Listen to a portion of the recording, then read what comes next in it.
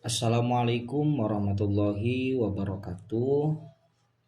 Di sini saya Habib akan melakukan uji statistik one sample t-test menggunakan program SPSS untuk menguji apakah data rasio terdistribusi dengan normal atau tidak.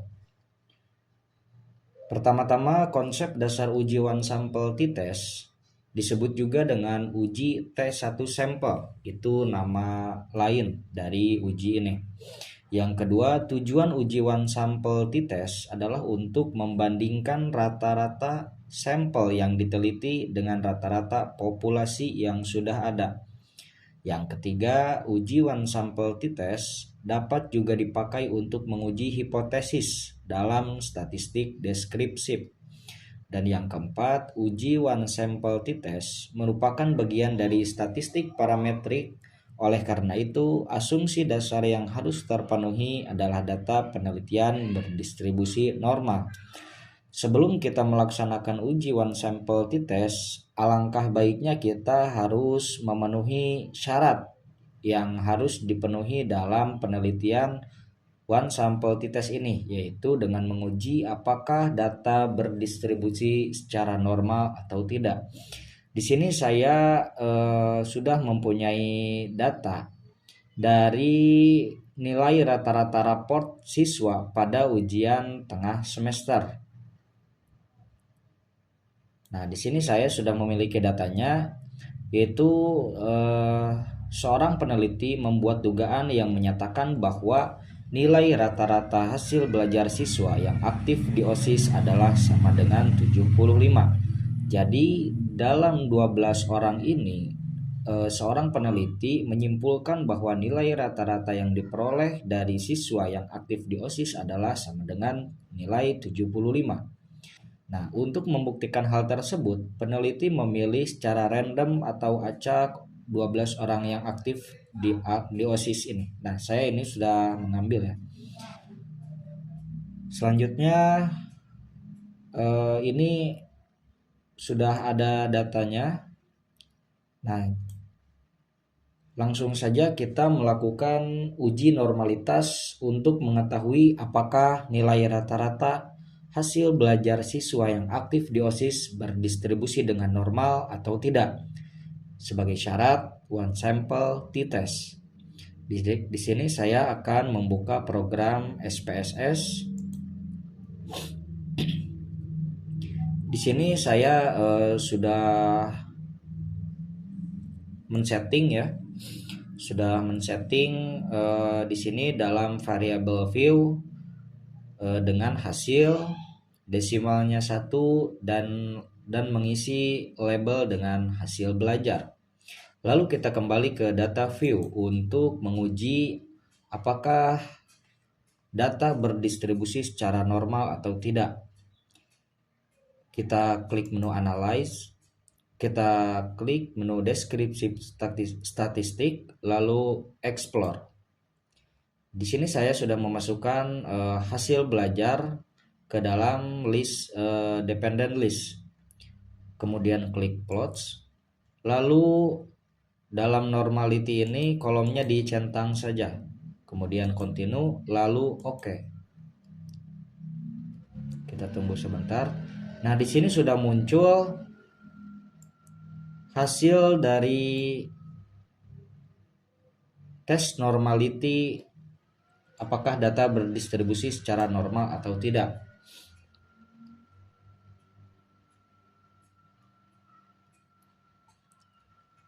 Yaitu jika nilai signifikansi lebih dari atau lebih besar dari 0,05, maka data berdistribusi normal. Tapi jika nilai signifikansi kurang dari 0,05, maka data tidak berdistribusi normal. Di sini kita sudah melihat nilai signifikansi lebih dari atau lebih besar dari 0,05, yaitu di sini terlihat data 0,368. Maka dapat ditarik kesimpulan bahwa data tersebut berdistribusi secara normal. Kenapa saya memilih atau melihat data SIG dari Shapiro Wilk? Karena data ini digunakan untuk sampel yang kurang dari 50. Karena sampel di sini 12, maka saya memilih Shapiro Wilk saja. Tapi kalau jika sampelnya lebih dari 50, maka bisa dipilih Kolmogorov Smirnov. Baik, kita lanjut ke slide selanjutnya. Tadi data sudah terdistribusi secara normal. Lalu kita kembali ke SPSS-nya. Kemudian di sini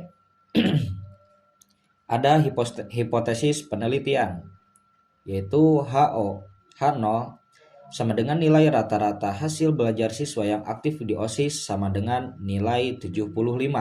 Itu hipotesis awal dari penelitian. Kemudian tadi dapat ditarik kesimpulan hipotesis awal bahwa hipotesis dari nilai rata-rata siswa yang aktif di OSIS adalah 75. Lalu di sini kita akan melakukan penelitian apakah hipotesis tersebut benar atau tidak dengan cara membandingkan nilai signifikansi dengan 0,05, melakukan uji one sample t-test.